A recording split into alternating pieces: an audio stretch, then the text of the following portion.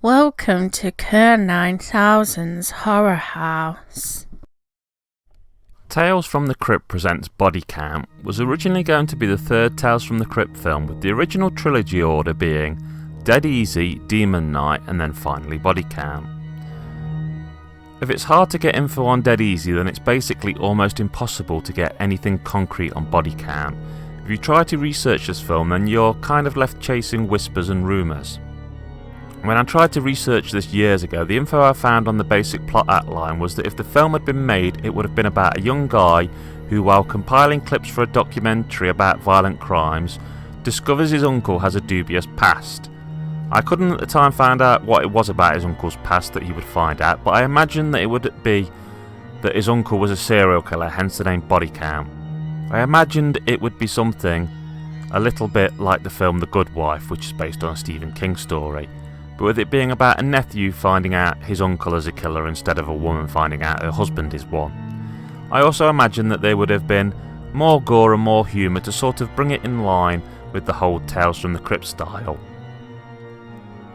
I often pondered if this film actually had a proper complete script or if there was merely a few outline notes made, yet now there are people who claim that they've read complete scripts. Unfortunately, if there were complete scripts for this unmade film, they have not become available to the general public. Apparently, Tales from the Crypt presents Bodycount was originally slated for an April 1997 release, with the script being provided by X-Files writers James Wong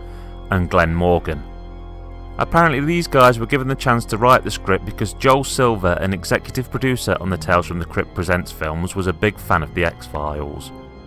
Several sources who sound convincing but provide no evidence have given the following rundown of the plot of the film.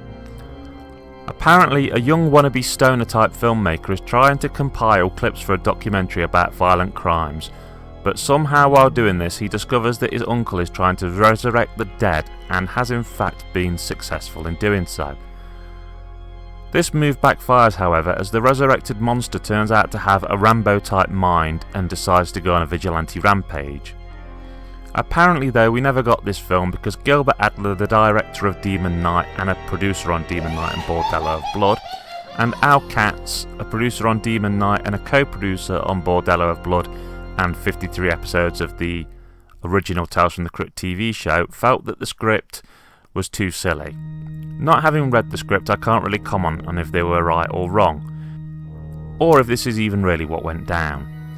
I think Demon Night is by and large a film which manages to have funny bits in it without turning into a complete circus. In fact, it's a film I rate very highly, but Bordello of Blood, while I enjoy it, I have to admit it is at times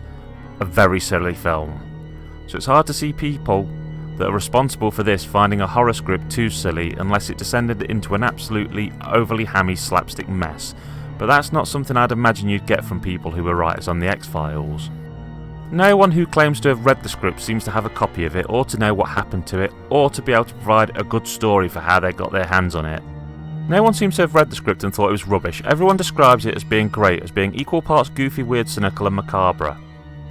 Apparently James Wong was in talks to direct the film, but he didn't get along with Gilbert Adler and Al Katz, who apparently throughout the whole Tales from the Crypt Presents movie process were difficult to work with and wanted everything done their way. Now, I'd like to say that a lot of this is based off things I've read online or been told, and it's hard to know the truth without talking to those closely involved in the production of these films and the various meetings around them, which is something I'm unlikely to ever be able to do, but I do think a serious documentary about both this film and Fat Tuesday would be very interesting and shine a light on all these rumours.